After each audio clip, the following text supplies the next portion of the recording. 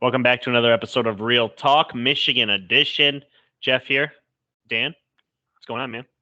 Oh, good, buddy. How are you doing? Good. Still in my hotel in Baton Rouge, Louisiana, LSU County. But other than that, I'm good, man. Good. Watching football, podcasting, being alone. That's that's pretty much my mojo for the last 10-ish days. But other than that, how are you? Man, I tell you what, I don't know what it is, man. Like all season, I'm always tired during the week just because I'm staying up watching the games, and I can't recover ever. It seems like because Monday I stay up and watch the game.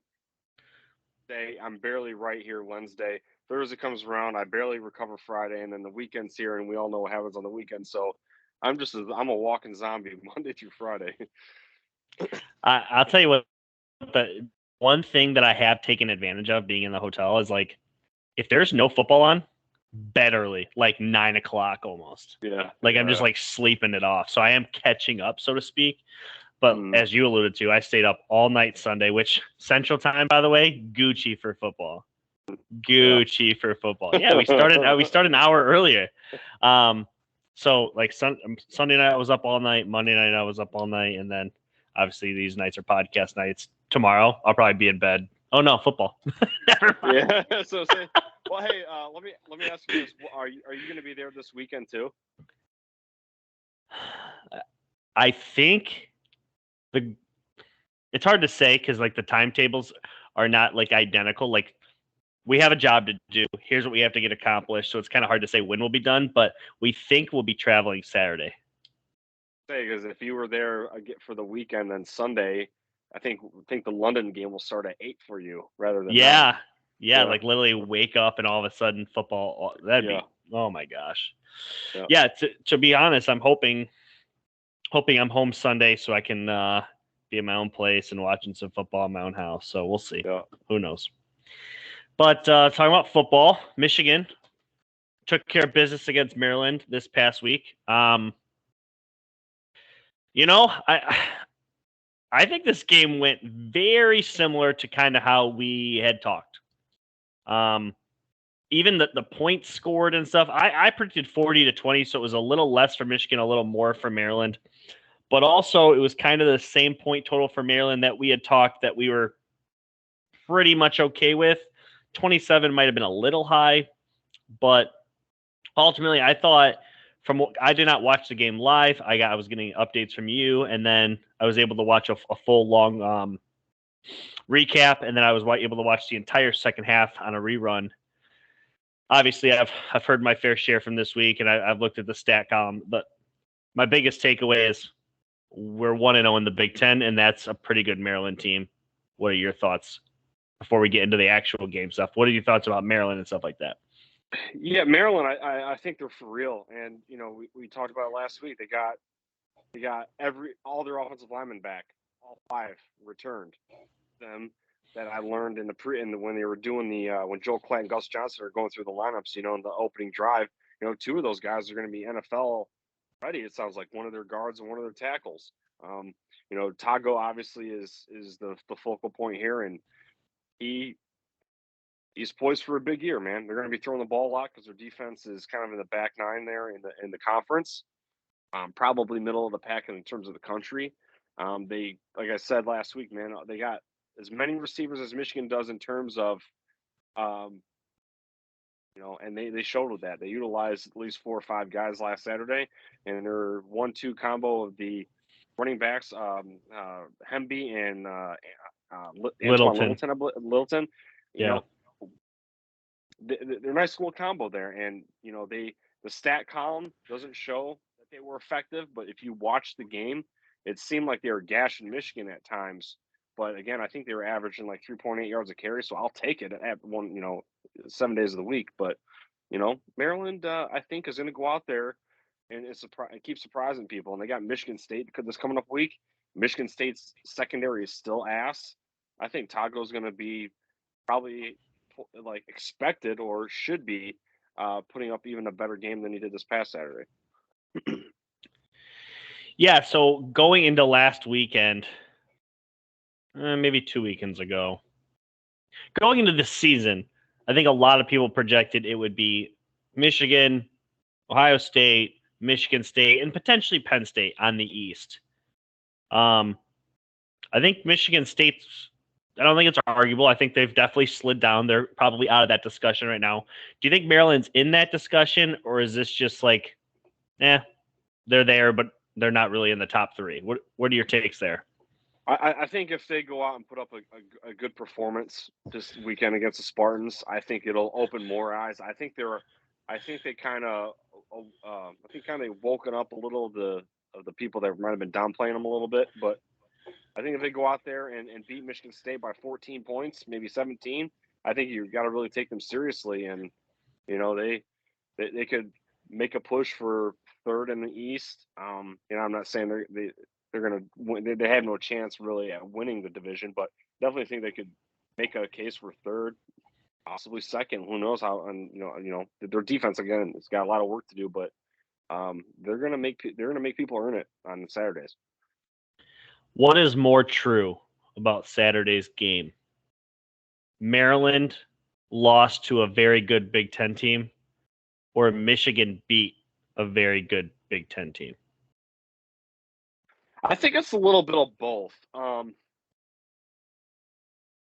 was a little deceiving. I mean, that last touchdown was, let's say, garbage time, but Michigan was playing a rotation where they had some starters in and some 2 and 3 deeps in. So I think the score was a little skewed. Might have a little bit of different flavor with this conversation if it was, not 34-27, right? 34-19 or the hell it was. Yeah. Or 34-20, whatever. Or they got the 2-point conversion, so it was 19. It was 19. It was 19. They got the 2-point conversion, right. A little bit of both, man. I know Michigan's defense obviously isn't as good as last year, and I think the front four had some hot and cold going on Saturday. So I think I don't know. I just meet me in the middle there. Okay. Yeah, I somewhat agree. When we talked before the season started in the preview show, sorry, I wasn't going to fall into that Maryland trap again. I had been on that trap for 2 years and kind of tooting their horn, and they just hadn't really produced. But this year, starting 3-0, and they definitely didn't roll over in the Big House. They definitely showed up and came to play, and I think there's something there. I think just to the party, or maybe a little early to the party, so to speak. But Michigan overall, I think, played a fine game. I mean, anytime that you win a Big Ten game and you score 34 points, man, it's really tough to just kind of like nitpick these games. And I didn't want to already start the whole Michigan's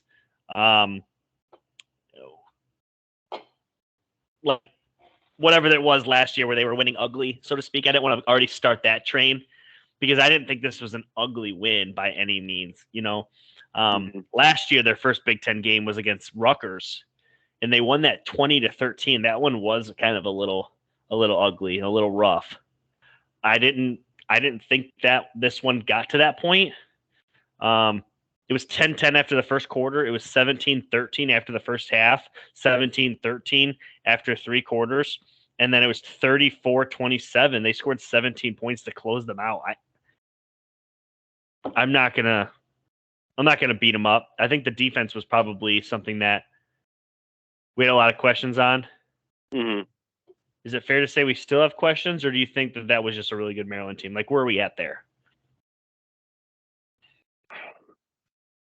I wasn't impressed with the defense. I don't think you were either, right? Right. There's probably have a little bit of reservation here on our run defense.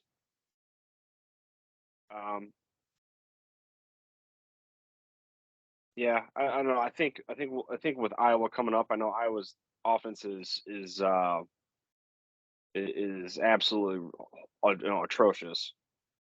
So I think that we probably will find out a little bit more about Michigan this coming up Saturday. But yeah, man, definitely the defense is probably gonna be more worried. And we were texting in the group chat from our fantasy football league, and Shane, one of our more pessimistic Lions fans, was was complaining all day that the Michigan receivers weren't getting open and no one was getting separation. And that may or not be the case, but Joel Klatt broke it down really well on his YouTube channel. JJ wasn't really taking what the defense was giving him. Probably should have looked down more on the checkdowns to the tight ends, doing crossing routes in the seams and the hitches.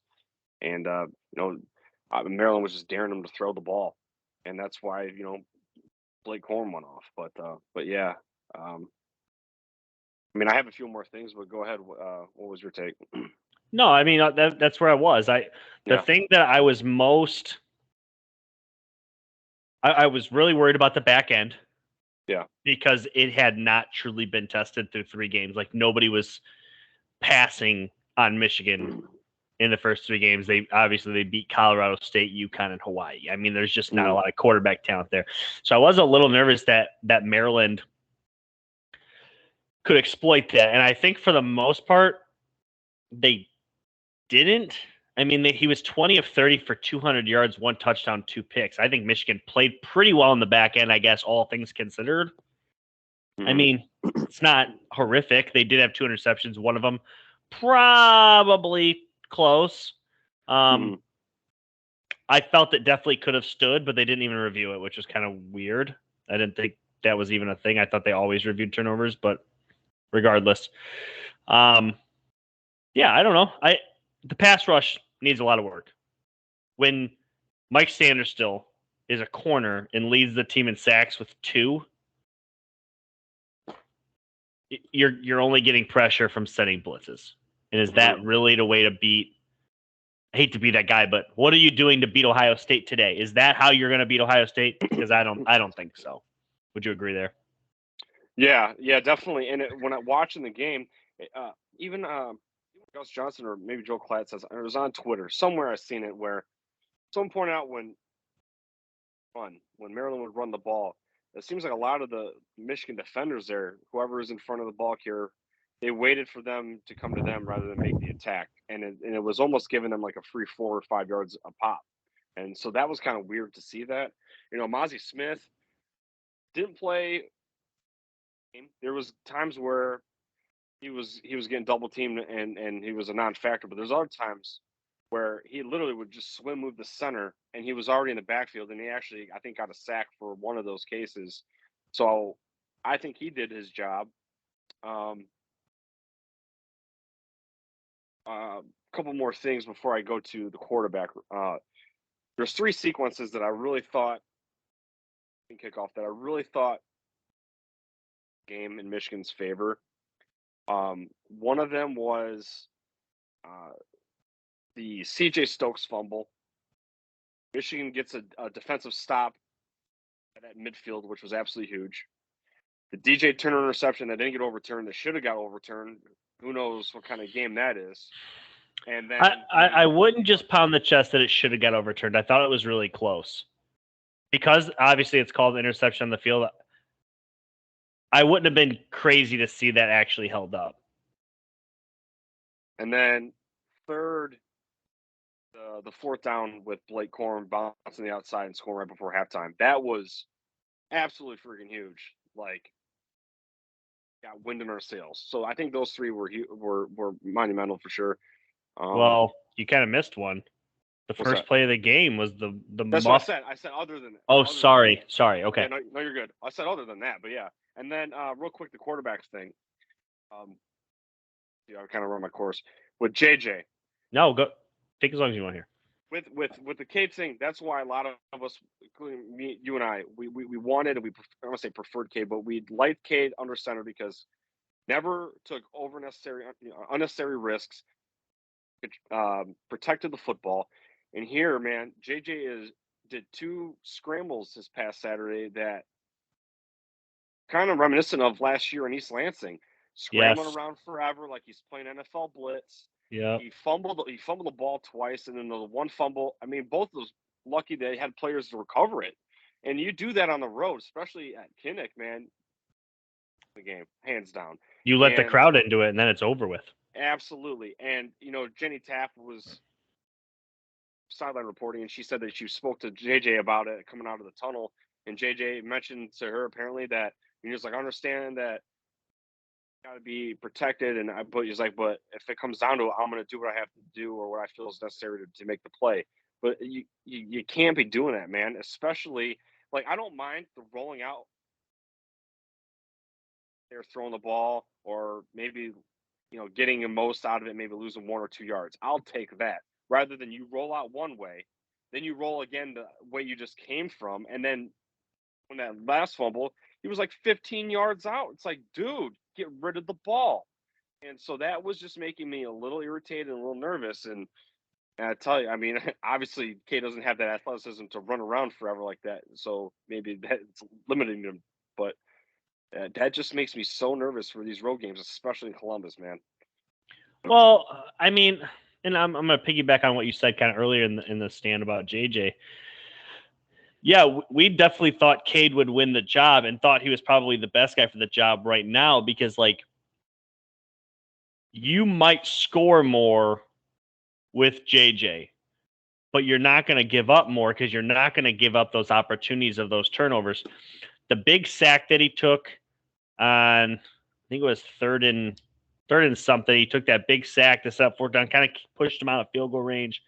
And then the 2 fumbles, thankfully, none of them were lost on his end at least. But the laxy-daisy protection of the football cannot happen. It cannot happen. And everybody wanted to pound their chest for JJ, but against a good Maryland team, I don't know how great they are, but against a good Maryland team, he was effective passing. He was 18 of 26, 220 and 2 touchdowns. But on the ground, he was 5 carries for 5 yards and 2 fumbles. None were lost, thankfully, but he still coughed those balls up. So, call him what you want. I don't know how else to say it, but it just you can't fumble the football there. And the more I look at it, I think this QB battle was probably a little closer than what everybody saw in that Hawaii game. And that's probably why Harbaugh struggled to put him out there, and he defended him on John Jansen's show. I just read the clip basically saying, like, he thought JJ played really good football, even though he had kind of carelessly given the ball up twice. Thankfully, teammates had fell on it, but he thought he played really good football. And to be fair, he probably did. But I don't want to turn this into a hate on JJ pod, but outside of that, I thought Joe Klatt nailed some really good points, and one of them was on JJ. One of them was on the fact that Michigan was kind of almost given that game in certain ways.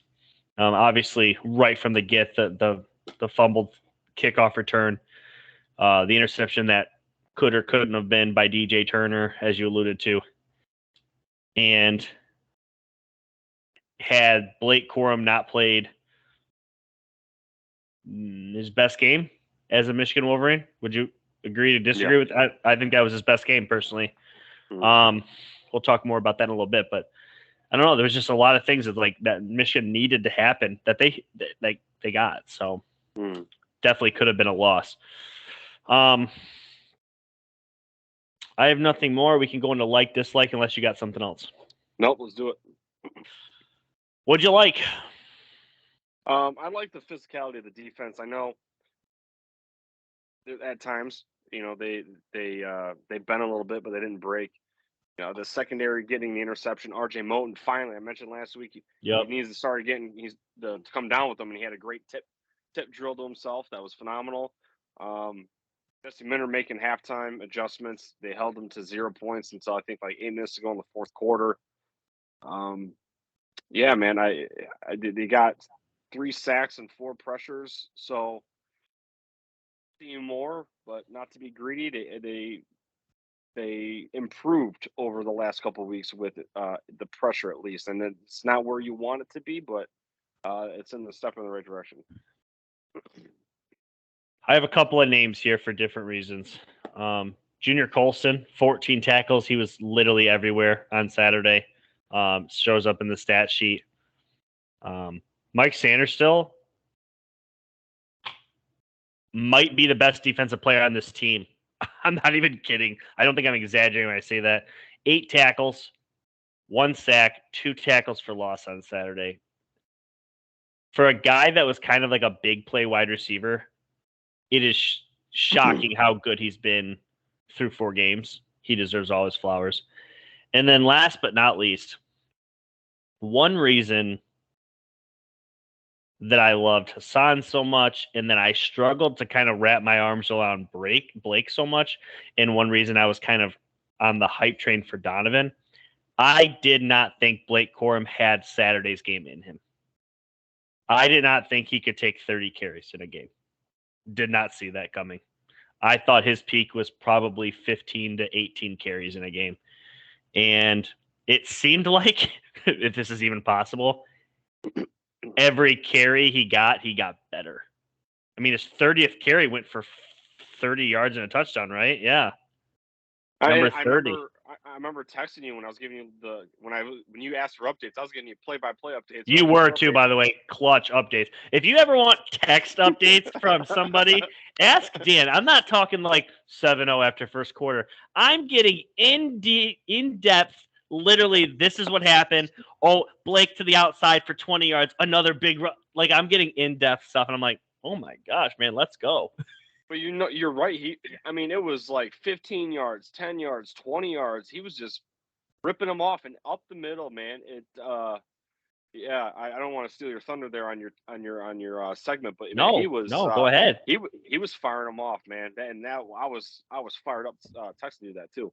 He was my number one. I wanted to obviously highlight those other two, but I truly, and I was arguing with somebody on I never comment on the Michigan Facebook pages because those fans can be super toxic.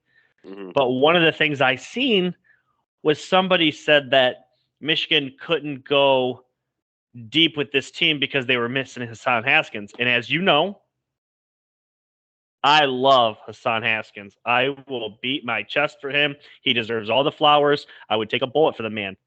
But don't tell me that after this weekend, you're doubting what Blake Corum can do. 30 carries for 243 and 2 touchdowns.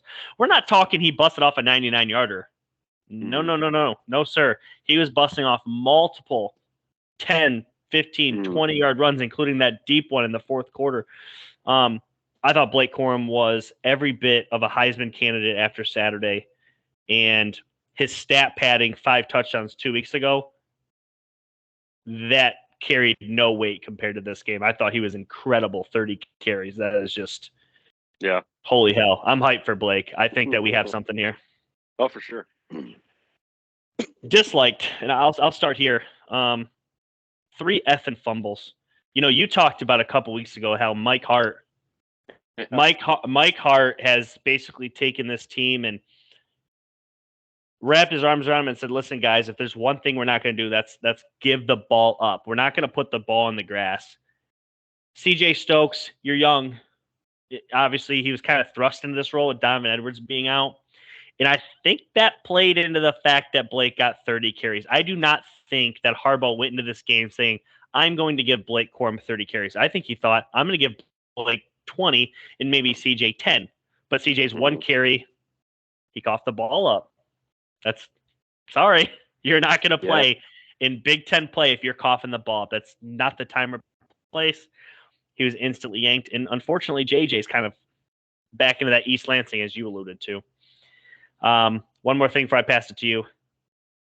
Little to no pass rush if it's not manufactured. Kind of scary for me. Mike Sanders still has had one of the 2 sacks. And again, that's a manufactured pressure. You're not that basic out of the front. Kind of scary, but what you got? Yeah, I kind of piggybacked on it or alluded to earlier. It's just the JJ stuff. Yeah. I just other than rolling around like the longest yard, I think you did a little bit better than I thought this past Saturday too. Is just sliding, getting out of bounds, avoiding the big hits because right now, behind him in the 2-hole, we got Davis Warren and Alan Bowman, whatever, and both of them have somewhat very brief college experience in their previous stops. I think one of the kids is from Texas Tech. I think it's Bowman, but just because they did well or have experience somewhere else doesn't mean it's going to translate here. Well, just look at the John O'Corn thing. That dude threw for 4,000 yards at Houston one year. I don't know how the hell he did that. Barely could hit water if he fell out of a boat in Michigan. So stay healthy. You have to.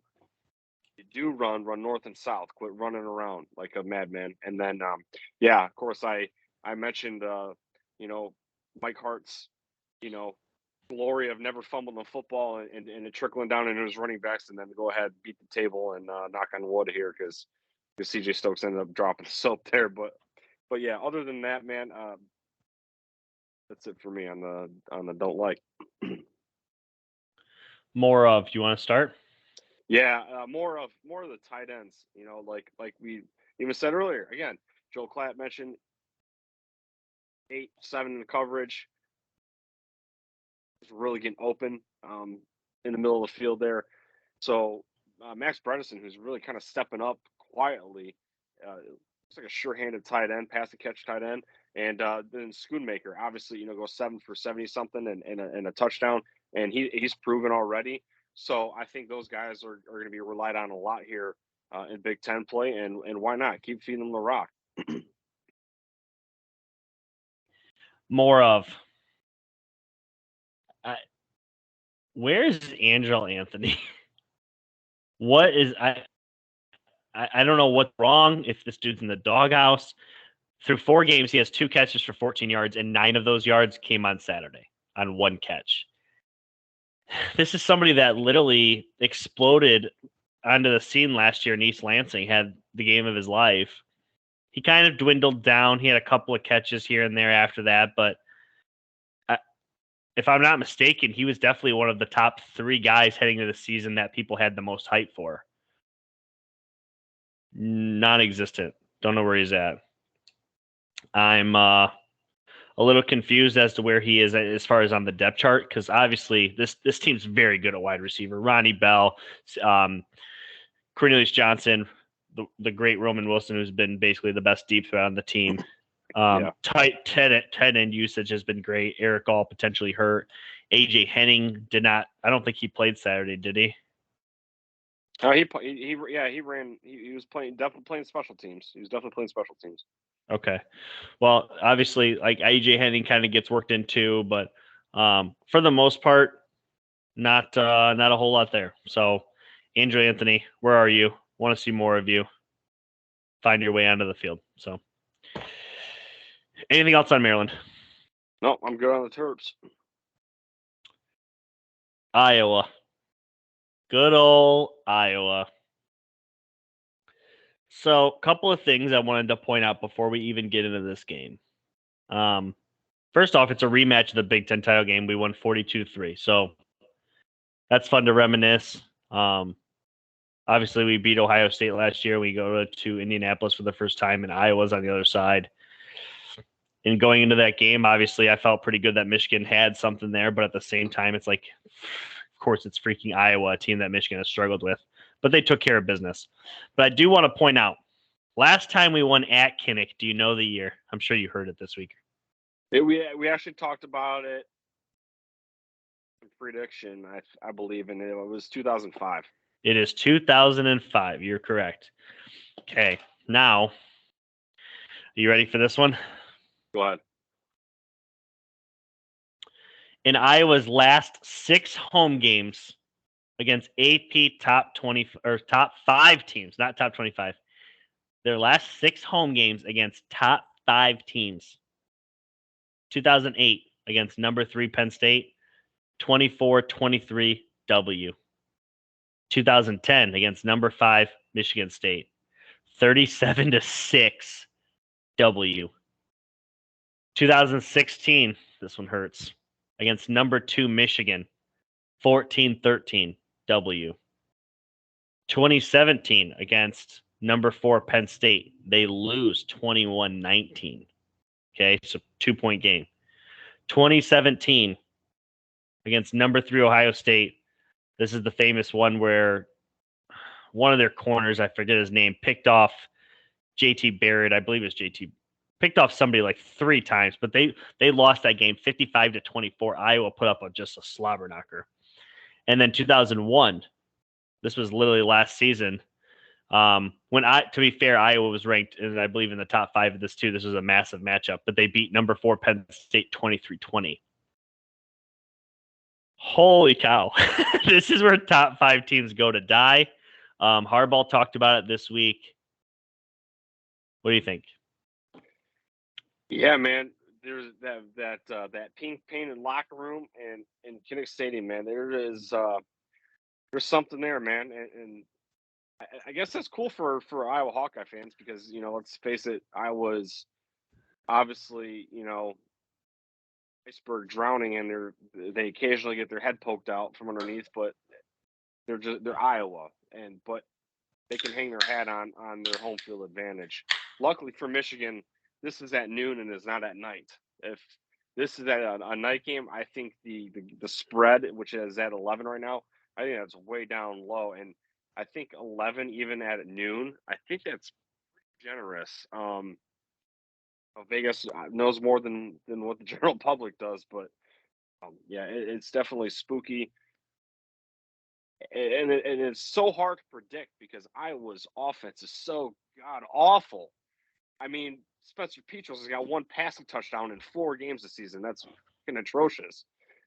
And this game is going to be super close, from most likely. But yeah, it is. Do you think so? You think it will be close? Especially even given off of what you just read off there with the top 5 opponents. Yeah.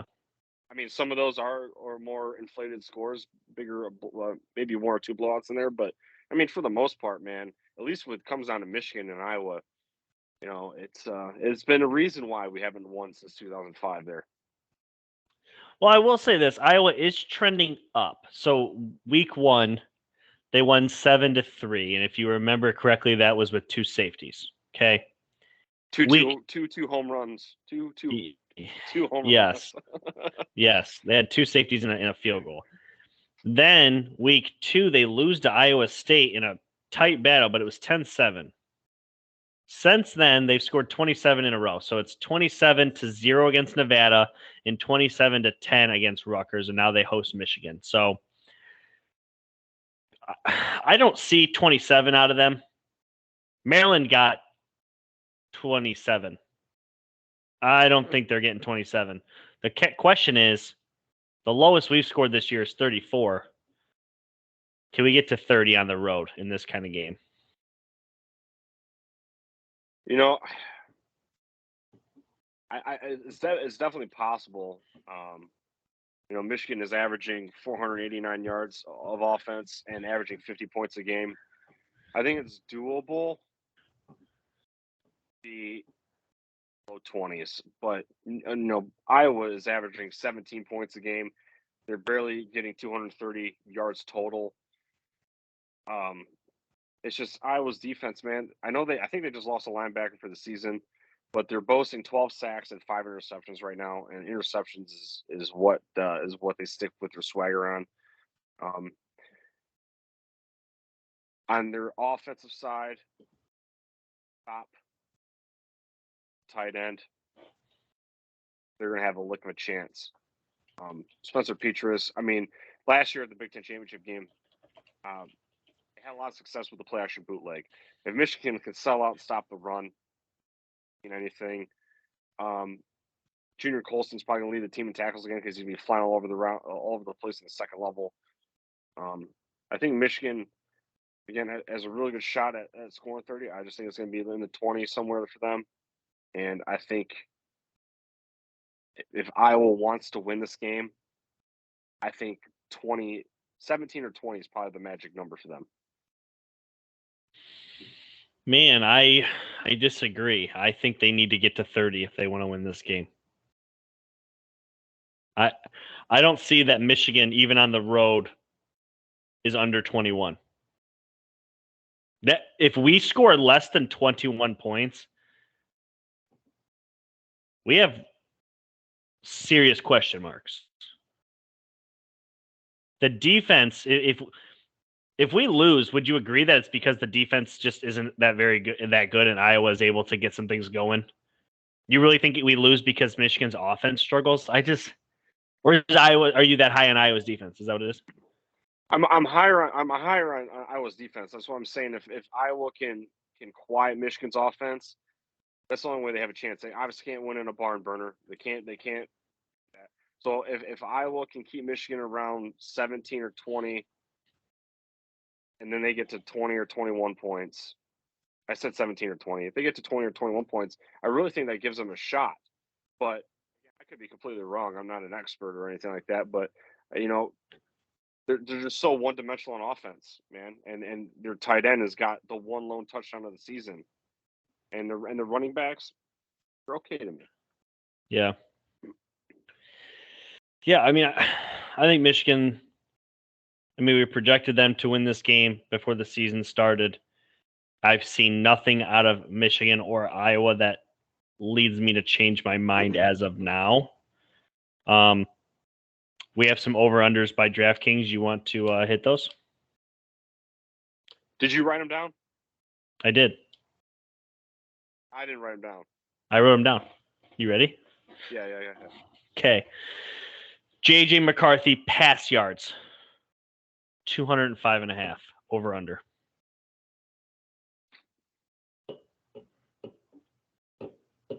Over slightly.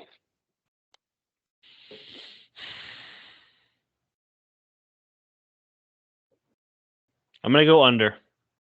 This is a game that's not going to be one with JJ's arm. I'm going under slightly, like 190 something. Okay. JJ passing touchdowns.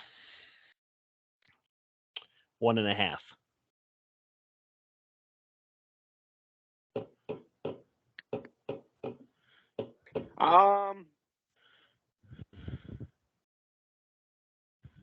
The over. I feel like if they drive down the field,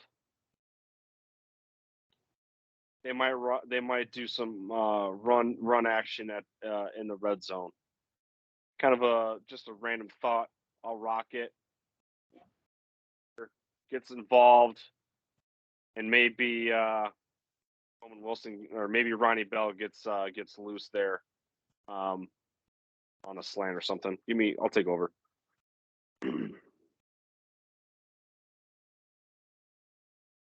Yeah.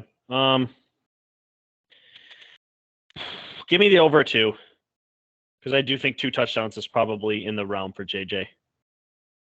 Blake Corum, 87.5 rushing yards. If Donovan Edwards plays under, if out, over. Don't care. Smashing the over on this. I'm over. I think what we've seen from Blake this past week is a testament to what he's capable of doing. And even in this game, I don't think you need to get Donovan that involved. I think he'd almost be better suited to come out of the backfield and catch passes than he is to between the tackles in this return role. Give me Blake with 22 to 25 carries again and another showcase of Blake's skills, and I think he's well into the 150 range. Blake, 0.5 touchdowns. I think this is an easy over for me. Yeah, I think he's for sure gets one, yeah. Yeah.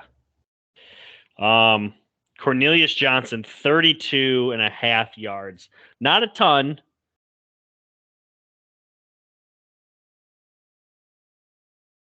I'm going to go under. Under. Oh, boy. This is a tough one because, it almost seems like one receiver has a day per week. Oh, boy. Cornelius, 32. See, that could literally be one catch for him. I mean, he definitely has that in him. He's kind of been the big play guy in the past. Give me over slightly, like a third. I could see 35 yards out of him. I mean, for the season, he has Cornelius Johnson has 117. He averages 16.5 per catch. That's 2 catches. He would almost need 2 catches would get that. So he averages 30 a game. He averages 30. Give me the over. I think this is a big game for him. We're going to need him. Give me the over. Roman Wilson, 20.5. I don't see how this isn't an over. Oh yeah, I'm smashing for over. Yeah, I'm sorry, but Roman Wilson gets 20 yards in his sleep. I mean, This one seems really easy for me, but okay, got the over there.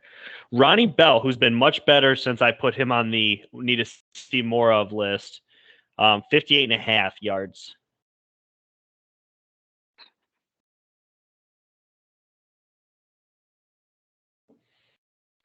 Give me the under slightly. I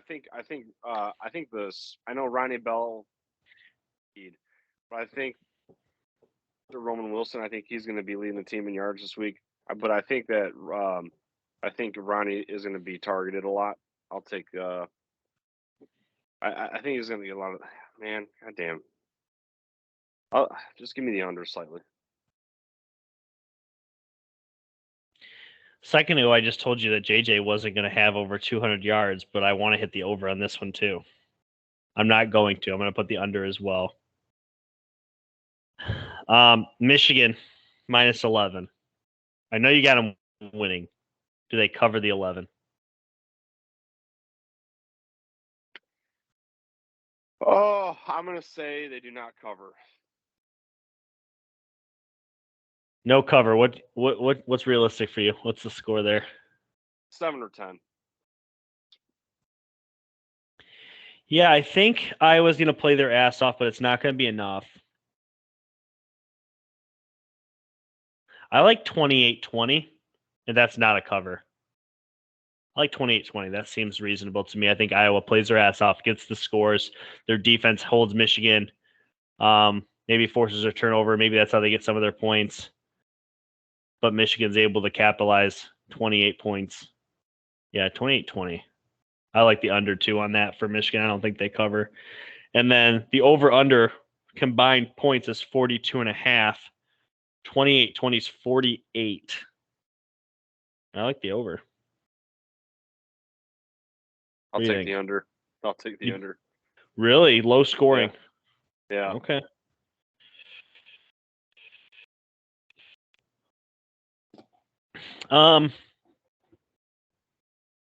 Anything else on Iowa? No. That's it, man. Again, just tell me this: what does Michigan got to do to win before we start talking other stuff here? I pointed out earlier. I think you stop Cam Laporta.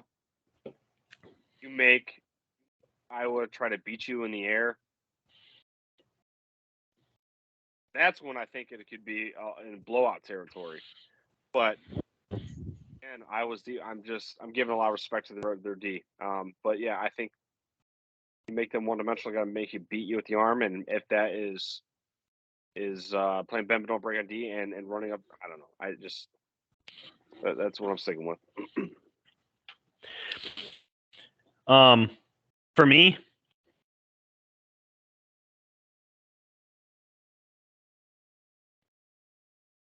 be the leader that this team is looking for on the field on Saturday. Needs the voice of reason if things start to go a little south and it gets a little loud and maybe we turn the ball over once or twice. Big things out of JJ. He doesn't need to throw for 300 yards, but JJ McCarthy needs to at least be that we know. Second thing, I think we need to see a lot of Blake Corum. I think Blake Corum needs to be the catalyst of this win. Really control the tempo, control the clock, control the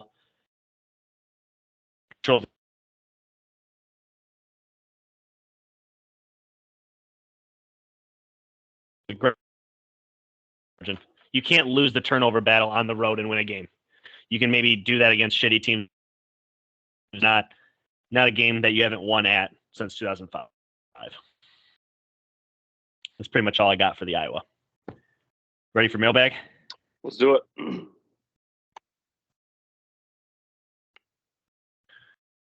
Let's see here. Sorry, I just lost the mailbag.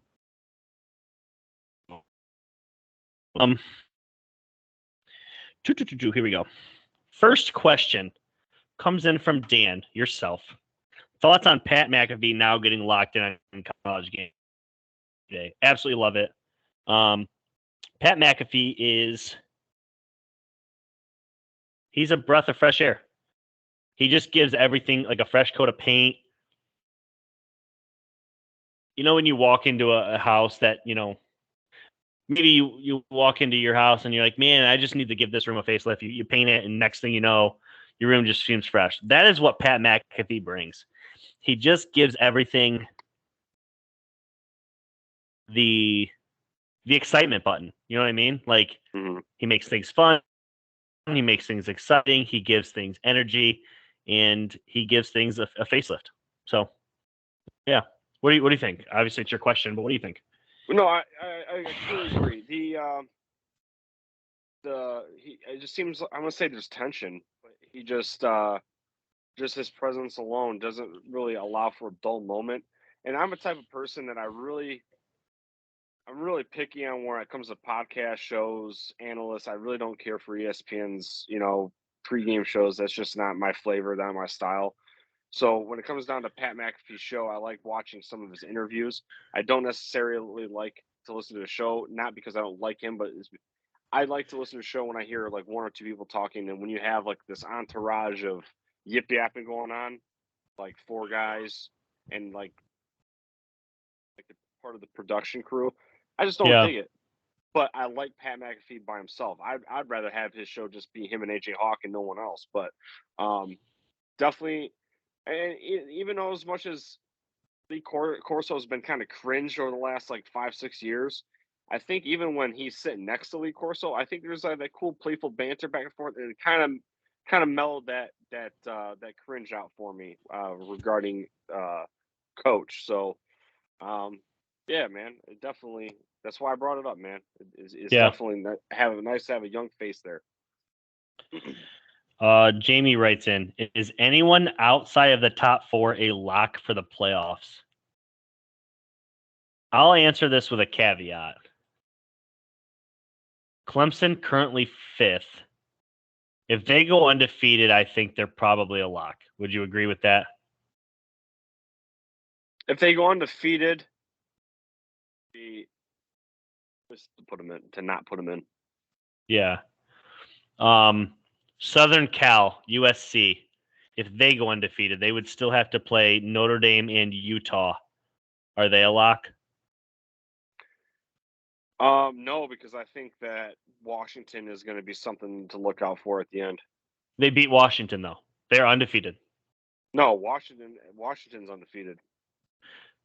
But I'm saying if USC goes undefeated.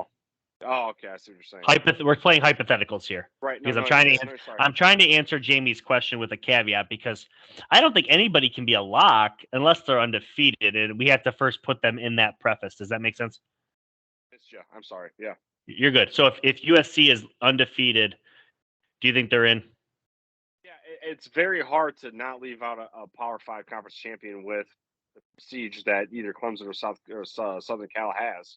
So yeah, definitely, yeah, And then you run into this issue: Georgia, Alabama, Kentucky, Tennessee. They're all in the top 8. I'm going to keep going here because I think there's another one. Ole Miss,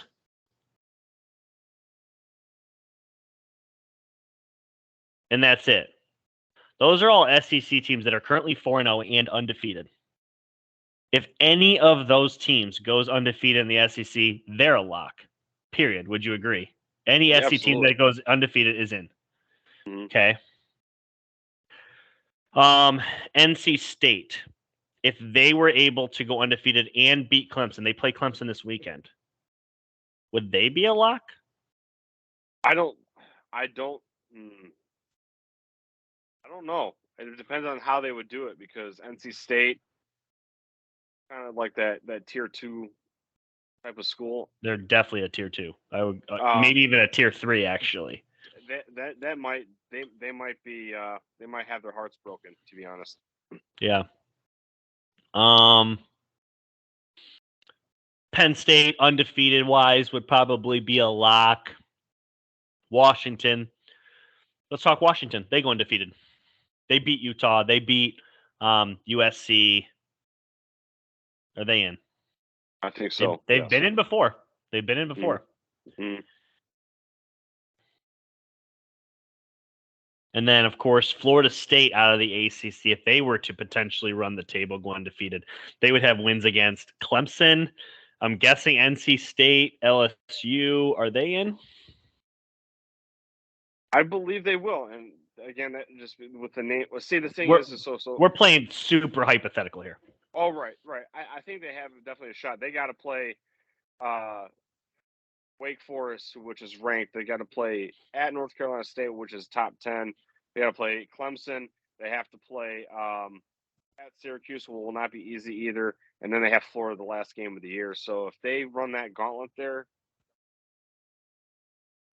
Yeah, I'm not sure I'm doing your question justice, Jamie, because the only true locks for the playoffs, truly, is one of these three teams: Georgia, Alabama, Ohio State.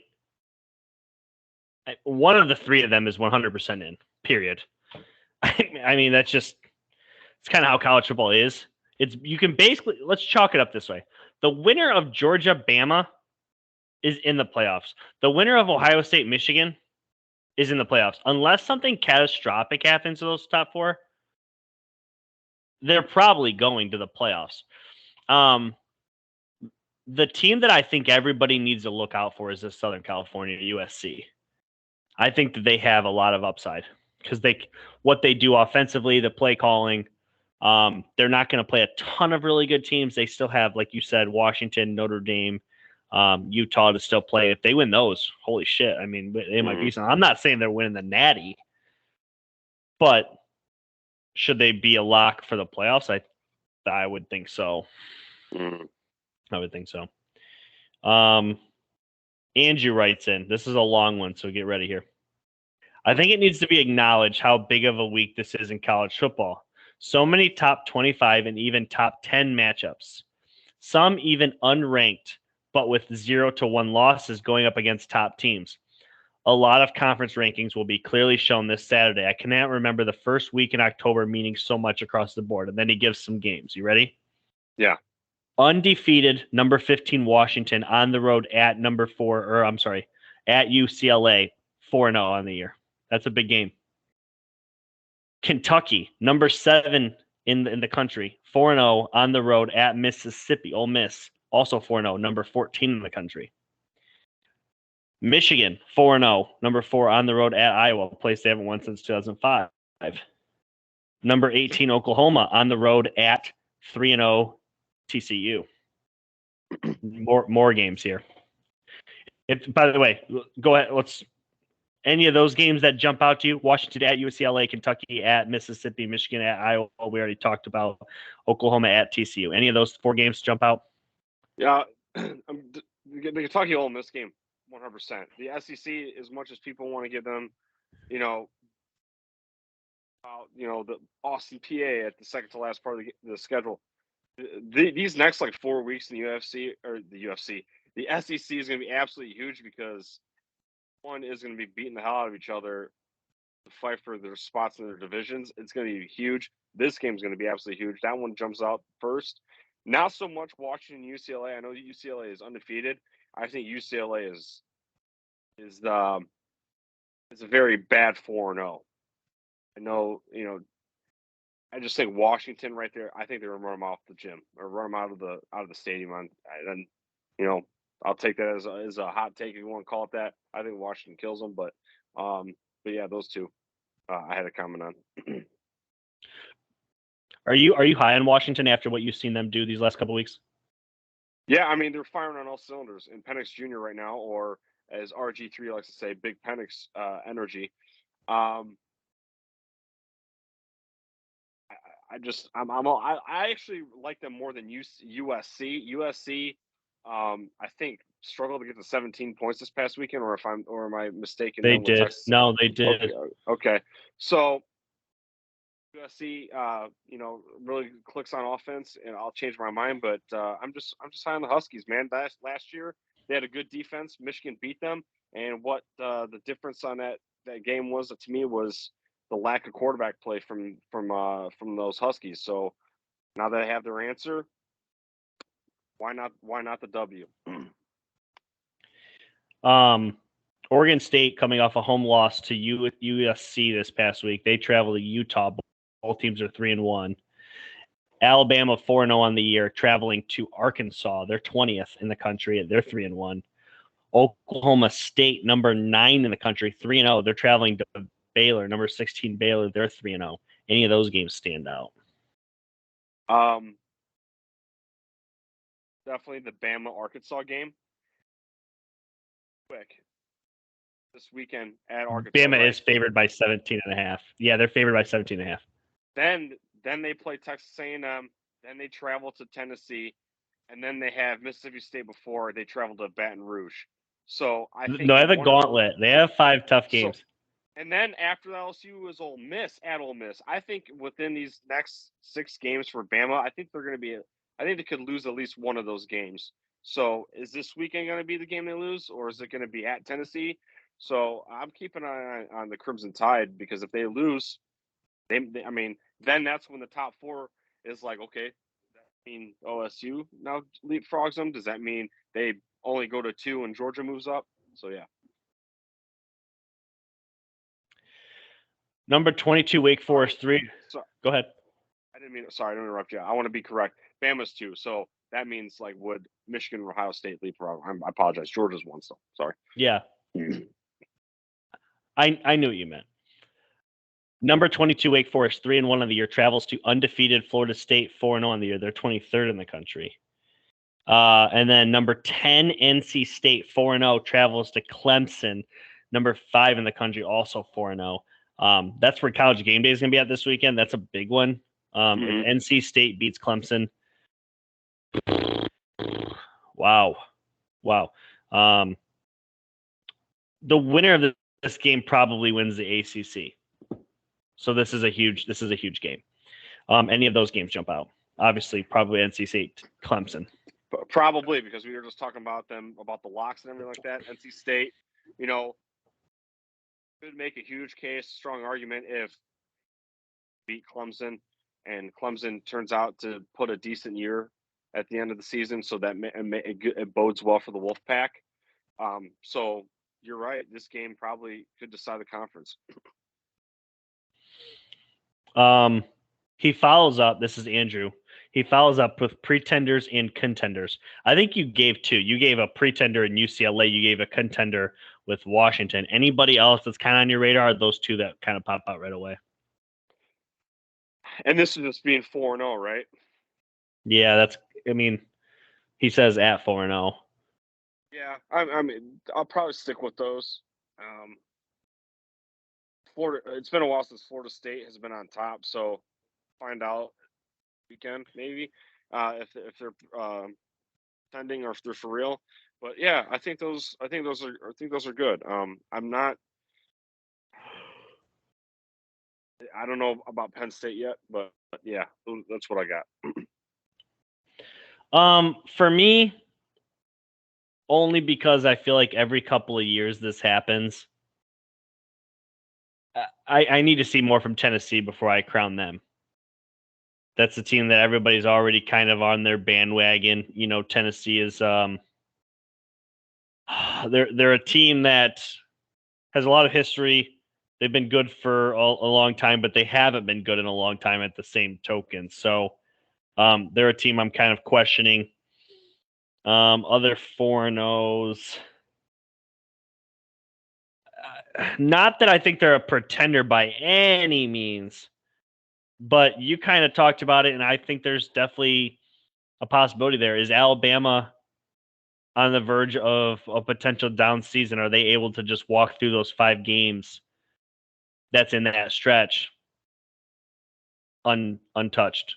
That seems unlikely to me. But then again, if they do, they're as good as they've ever been. You know what I mean? Mm-hmm. Yeah. Tennessee is off this week, by the way, but they come back to play at LSU, so that'll be fun for them. LSU's only losses to Florida State. They've played decent ball. Death Valley at night is never a place that you want to mess with. And Florida State, they're not. I don't really know there's any contenders that are the ones that we don't already talk about, but I do like Kentucky at that range. But Florida State's another one. Not saying they're a pretender, but need to see a little bit more. And they do have a big game coming up the following week, so week 5. They play NC State. So if NC State beats Clemson and then Florida State goes undefeated and beats NC State, they automatically are in the driver's seat. So back-to-back huge games for NC State, back-to-back huge games for the ACC. I don't know. There's a lot there. Last question from Brad. Thanks for writing in, Brad. College football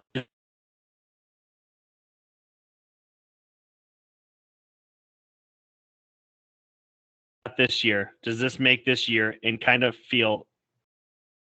Does this make this year and next feel kind of like a letdown? He says, like the fact that 1 or 2 losses kills a team's chances. So I'll start real quick because I've always been really passionate about this topic. First off, it doesn't kill the sport because the sport is most people, yourself, me, 95% of people that watch college football, they're pretty traditionalists and kind of understand that this is how the sport's always been. And it is moving in a better direction. Even the 4-team playoffs is better than what it used to be with the BCS computer system of picking 2. And my biggest critique on college football has always been that in no sport are you eliminated from the championship with a single loss. It's not. There's no room for error. There's teams that Michigan made the tournament last year, the NCAA tournament. I think they were 18-12. Like they had 12 losses. Yeah. Like legitimately, there needs to be a room for error. The team that won the Super Bowl last year were the Rams. I think they lost 6 games. They were the best team on the planet for that season, and they lost like 6 games. Teams lose. It is part of football. Michigan could potentially lose in Iowa this weekend. It's something they've done a lot, and unfortunately, they haven't won there a lot. Does that ruin their chances for the title? Probably. Should it? No, it shouldn't, Brad. I mean, that's my short answer. Does it ruin this season and next? Absolutely not. College football is still great. There's still a lot of really good teams. We just listed them all that are all 4-0 that have a chance. And the easy choice is if you don't want somebody to determine your season, don't let them. Right. It sucks, but that's the case. Anything you want to add on that?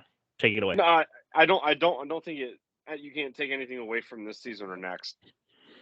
But hypothetically, if we did have the 12-team playoff this year, boy, oh boy, would you want to get your popcorn ready? Because even these top 15 teams from Washington to Georgia, man, all these teams are super exciting, and it's a young season, so there's a lot of question marks. So right now it feels really, really exciting and everything like that. So, I mean, again, yeah, you're right. I'm a traditionalist, and I'm not all for, tearing down this conference to build this other one up. I'm not about it. We talked about it over the summer, but my eyes will get wide open. Will beam when I see a 12-team playoff, regardless, just because there'll be endless possibilities. If I'm not mistaken, the 12-team playoff is all 5 Power 5 champions, and then 7 at large, right? I don't know off the top of my head exactly. It's something weird, but I already see. For those that are caring about this, Aaron Judge just hit his 61st home run for the Yankees just now.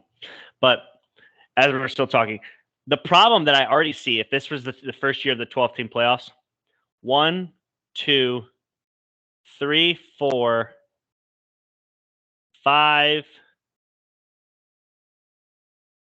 There are 5 undefeated SEC teams in the top 14. In the top 14. So hypothetically speaking, let's remove the last one. I mean, a quarter of the top 12 is SEC undefeateds. Yeah. Are you okay with a quarter of it being undefeated? Or I'm sorry, a quarter of it being SEC? I'm guessing a lot of people are not. But here's what I would like. This top 6 is filthy. Georgia, Bama, Ohio State, Michigan, Clemson, USC. Holy shit. That is real good football right there. And then Kentucky having an up year, Tennessee having an up year, Oklahoma State back to where they were last year. That's a team that, in my opinion, is probably going to battle to finish this season right there. NC State, Penn State, Utah, Oregon, Ole Miss, Washington that you're high on, Baylor, Texas A&M, Oklahoma, a lot of those teams on the outside looking in. Lots of football to be played. 12 teams is the way to go. But are people going to start complaining when 3 or 4 of them are SEC? I feel like people always complain about something. But I don't think the sport's, to answer Brad's question, I don't think the sport's dead. Matter of fact, as of last year, I thought it was, I mean, you got Cincinnati and Michigan in the top 4. Those are 2 teams that, historically speaking, haven't had a championship opportunity in 10 plus years. So, no, I think it's fine. And Georgia just won the NCAA championship for the first time in like 20 years. So, yeah. I don't know. I understand what Brad's saying, but the sport's in really good hands. It's really good right now. Anything else?